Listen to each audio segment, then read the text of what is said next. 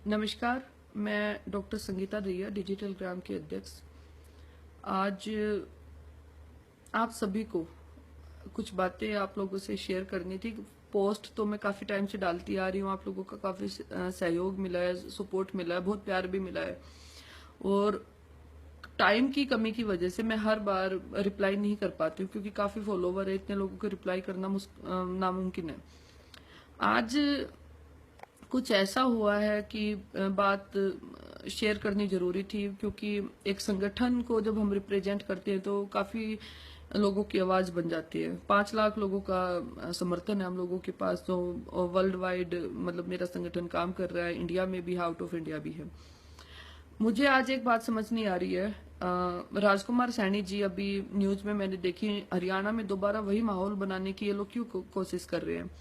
अगर उनके ऊपर किसी ने शाही डाल दी तो हम ये तो कहते ही हैं चलो निंदनीय है, शाही नहीं डालनी चाहिए, वो एक प्रेजेंट एमपी है, उनकी भी एक गरिमा है, लेकिन उनको भी अपनी गरिमा लांघनी नहीं चाहिए थी। जब उस लड़के ने वहां पे शाही डाली तो मैंने भी वो वीडियो खुद देखी है। 15-20 लोगों ने उसको कुत्तों की तरह मारा पीटा, लात मारी, गुस्से मारे, उसको गालियां दी, अभी उसकी माँ बहन की गालियां दी। वहां पे पुलिस खड़ी थी, पुलिस को अपना काम करने देते हैं। अगर उसने शाही डाली है तो उस लड़के को अरेस्ट कीजिए, उसके ऊपर जो भी कार्यवाही बनती है वो आप कीजिए, लेकिन कानून हाथ में लेने का अधिकार क्या राजकुमार सैनी को है क्या, या उसके जो समर्थक है उनको है? किसने अधिकार दे रखा है? या मतलब समाज का ठेका, हरियाणा का ठेका राजकुमार सैनी ने ही उठा लिया। पिछले 2 साल से एक हरियाणा में अपना आपस में गृह युद्ध छिड़ा हुआ है, जाट नॉन जाट। आज से 2 साल पहले कभी कभी भी जात को लेकर लड़ाई नहीं हुई। कांग्रेस भी आई, चौटाला भी आया, और पार्टीज भी आई। मैं किसी भी पार्टी की नहीं हूं, मुझे किसी भी पार्टी का फेवर नहीं है, और मैं गर्व के साथ कहती हूं मैंने आज तक किसी भी पार्टी के किसी भी नेता से कोई काम नहीं लिया है। अगर हमारे अंदर कुछ है तो हमारे अंदर इतना जज्बा है कि हम अपना काम अपने हिसाब से करते हैं। हमें किसी भी राजनीतिक लोगों का सहयोग ना तो चाहिए है, ना पहले कभी चाहिए मुझे, ना मैंने लिया कभी। लेकिन एक चीज आज मैं राजकुमार सैनी को अपने माध्यम से ये बताना भी चाहूंगी और सचेत भी करना चाहूंगी कि सैनी जी, आप बार बार 10 बार ऐसा हो चुका है, कभी आप कहते हो जाटों को चूड़ियां पहननी चाहिए, कभी आप कहते हो कि जाट कुत्ते हैं, कभी आप कहते हो कि जाटों ने मुरथल में रेप किया, कभी आप कहते हो कि जाट दंगे फसाद करते हैं। मुझे एक बात समझ में नहीं आती, तकलीफ क्या है आपको? क्या तकलीफ है? या तो आप मानसिक रोगी हो,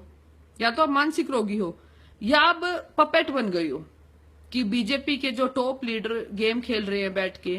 जो पढ़ा लिखा इंसान है उसको सारी राजनीति समझ आ जाती है कि हरियाणा में जाट और नॉन जाट की लड़ाई छेड़ दो, जैसे यूपी में हिंदू और मुसलमान की लड़ाई है, वैसे हरियाणा में जाट और नॉन जाट की लड़ाई छेड़ दो, ताकि सारी जिंदगी बीजेपी के दरवाजे खुल जाए।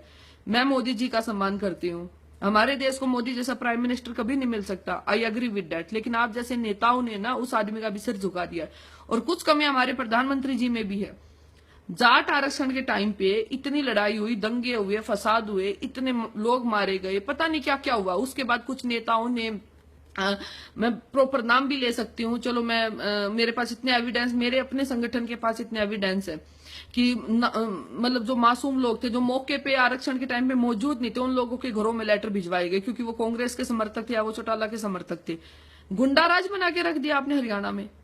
इतना बुरा हाल हो गया आज मेरी स्टेट का कि हम अगर कहीं पे भी जाते तो हमसे ये पूछा जाता आप जाट हो या नॉन जाट हो। मेरे साथ खुद ऐसा हुआ है। अभी रिसेंट में गुड़गांव के एसडीएम के पास गई थी, वहां पे कोई काम था मुझे, तो मुझसे ये पूछा गया are you Jat, what is meaning of this. आज से पहले तो कभी नहीं हुआ। हाँ, लेकिन आज मैं एक चीज कहना चाहूंगी, मुझे फक्र है, मैं जाट हूं, मैं जाट की बेटी हूं, मुझे ये बात फक्र है। और हम फक्र से कहेंगे हमारी मार्शल कौम है, क्योंकि हमें राजनीति नहीं करनी है। और हमारी कौम को कोई गालियां देगा, हमारी माँ को कोई गालियां देगा, जैसे हमारी कौम को कोई गालियां देगा, हमने चूड़ियां नहीं पहन रखी है और हम चुप नहीं बैठेंगे। अगर आप बात हर बार मैं अपने माध्यम से, अखबारों के माध्यम से, टीवियों के माध्यम से, हर बार हम लोग ये समझाने की आप लोगों को कोशिश करते हैं कि हम भाईचारा बनाना चाहते हैं। इवन हमने उसके लिए सद्भावना रैली की, समानता रैली की। मैंने खुद गांव-गांव में जाकर इतने लोगों को मैंने खुद समझाया। मेरा संगठन इस चीज पे काम कर रहा है कि आपस में लड़ाई झगड़ा ना करें लड़ाई झगड़ा करने से सिर्फ हमारी इकोनॉमी डाउन जा रही है, हमारे लोगों का नुकसान है। हमारे हरियाणा में कंपनियां नहीं बंद हो जाएंगी, बच्चों को नौकरियां नहीं मिलेंगी, रोजगार नहीं मिलेंगे।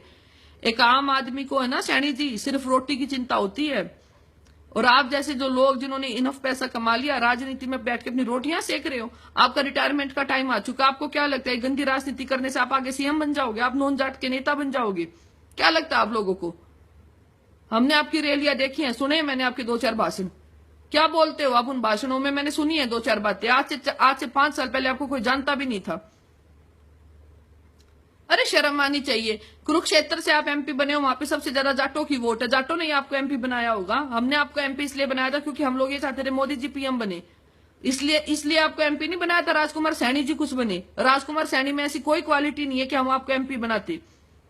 हम सिर्फ ये चाहते थे कि बीजेपी में अगर मेजोरिटी बीजेपी की आएगी तो हम कम से कम हमारे देश को एक अच्छा प्रशासन मिलेगा। अगर सेंटर में बीजेपी है, स्टेट में बीजेपी है, तो कम से कम देश का डेवलपमेंट अच्छे से होगा, स्टेट का डेवलपमेंट अच्छे से होगा। लेकिन आप जैसे आज बड़े दुख की बात है, सुभाष बराला जी का बयान आया। आज बड़े दुख से, आज मैं दुख के साथ ये कह रही हूँ, मैं हमेशा बीजेपी को ये मानती थी, चलो भाई हमारे देश को कम से कम एक अच्छी गवर्नमेंट मिली है, गवर्नेंस अच्छी आएगी तो इकोनॉमी हमारे देश की राइज होगी। कम से कम हम किसी भी, मैं तो विदेशों में जाती रहती हूँ, मेरा काम बाहर चल रहा है, मैं फखर से आज कहती हूँ आई एम इंडियन। मैं फखर से कहती हूँ। आज से 2 साल पहले कांग्रेस के टाइम पे कोई नहीं जानता था कि इंडियन कौन है। चलो हमारी पर कैपिटा इनकम हमारी इंक्रीज हो रही है मोदी जी के आने से, लेकिन क्या अकेला मोदी जी देश को डेवलप कर पाएगा? अरे आप एमपी हो, आपकी गरिमा क्या है?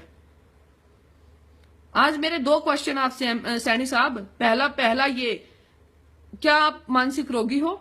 या तो आपको कोई तकलीफ है, आपके दिमाग में कोई तकलीफ है, या आपको कोई ऐसी प्रॉब्लम है, आप हमें खुल के बता दीजिए। आपको अच्छे डॉक्टर की जरूरत हो तो आप वहां पे जाइए। दूसरी बात, जाटों के नाम की इतनी तकलीफ क्यों है आपको? क्या ले लिया जाटों ने आपसे ऐसा? इतनी तकलीफ क्यों है आपको? कुछ तो है आपके साथ। आई एम सॉरी टू से, मतलब, लेकिन कुछ तो है आपके साथ। आज मैंने इंडिया न्यूज में डिबेट देखी।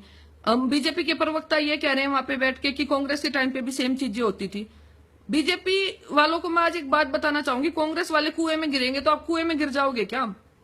अरे एक आम आदमी क्या चाहता है अपनी सरकार से? लोकतंत्र में सबको अधिकार है बोलने का, करने का।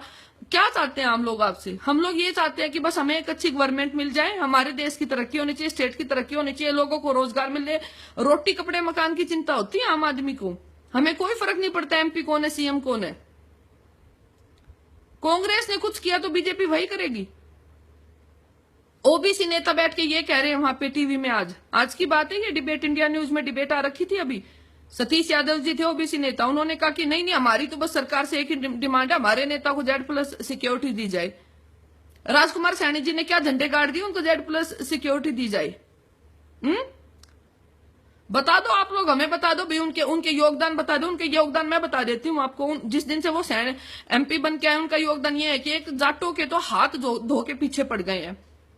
और हम लोग हाथ जोड़ के ये बार बार रिक्वेस्ट करते हैं। मैं भी एक संगठन चला रही हूं, और भी संगठन काम कर रहे हैं, हजारों आदमी समाज में ये काम कर रहे हैं कि भाईचारा खराब ना हो, भाईचारा बना रहे, आपस में प्यार बना रहे, लोगों के बीच में प्यार बना रहे, कि हमें ये जात पात की लड़ाइयां नहीं करनी है।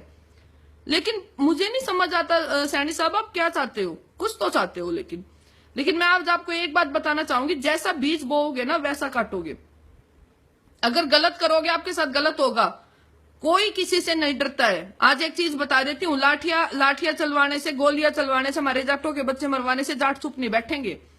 एक हद तक इंसान चुप रहता है। हम लोकतंत्र में रहते हैं, हम कानून बना सकते हैं ना, तो कानून को बिगाड़ सकते हैं। हमने कानून को बनाया है, ठीक है, हमारे संविधान में हमारा योगदान है, आम आदमी का योगदान है, हम टैक्स पे करते हैं, हमारा टैक्स जाके ये गवर्नमेंट चलती है। आप जैसे नेता जो जिस फैसिलिटी पे आप लोग राज कर रहे हो ना, वो हमारा टैक्स है, ठीक है। अगर हमें हमारा नेता बनाने का अधिकार है ना, तो हमारी चीजें डिमांड करने का भी अधिकार है। जाटों को इतना अधिकार है कि वो प्रोविजन में उठा सकते थे, वो संविधान में उठा सकते, भाई हमें रिजर्वेशन देना चाहिए, ठीक है। वो गवर्नमेंट डिसाइड करेगी वो देगी या नहीं देगी। लेकिन उन नेताओं, उन समुदाय को अब्यूज करने का, गालियां देने का किसी भी एमपी का कोई वो नहीं है। शर्म आनी चाहिए आप जैसे नेताओं को, जो मतलब पॉलिटिकल रोटियां सेक रहे हैं बैठ के। एक आम आदमी मर रहा है, लोग इतने दुखी हैं, डेवलपमेंट कोई हुई नहीं है। 2 साल से बातें करवा लो बस आप लोगों से बिठा के, एसी में बैठ के भाषण दे देते हो सारा दिन। Z+ चाहिए बस आप लोगों को। कोई डेवलपमेंट की है? कुरुक्षेत्र से एमपी हो आप, चलो मैं कुरुक्षेत्र जाती रहती हूँ, ऐसा कौन सा योगदान दे दिया कुरुक्षेत्र में आपने आज तक? शर्म आनी चाहिए। मतलब एक एमपी हो के आप बात बात पे वो जाट कुत्ते हैं, जाटों ने चूड़ियां पहन रखी है। अरे जाटों ने क्या नहीं किया देश के लिए। हमारे समुदाय के लोग मतलब आर्मी में सबसे ज्यादा हमारा योगदान, हमारे जाटों के बच्चों ने इतना बलिदान दिया है, स्पोर्ट्स में हमारे जाटों के बच्चों ने इतना योगदान दिया, एजुकेशन में हमारे जाटों के बच्चों का इतने योगदान, आज अगर ब्यूरोक्रेट्स में भी हमारे इतने बच्चे जाने लग गए हैं। क्या नहीं किया हमारे जाटों ने। पता नहीं आपको क्यों इतनी तकलीफ है हम जाटों से। और मैं आज आपको एक चीज बताना चाहूंगी, मैं आपको पर्सनली एक चीज बता देती हूँ कि जाट दिल के सबसे अच्छे होते हैं। हाँ, हमारी बातें कड़वी हो सकती है, हमारी लैंग्वेज रूड है, लेकिन हमारे जैसा दिल किसी का नहीं होता। लेकिन हाँ, हम किसी का रिगार्ड कर सकते हैं ना, तो उसकी बातों का जवाब भी दे सकते हैं।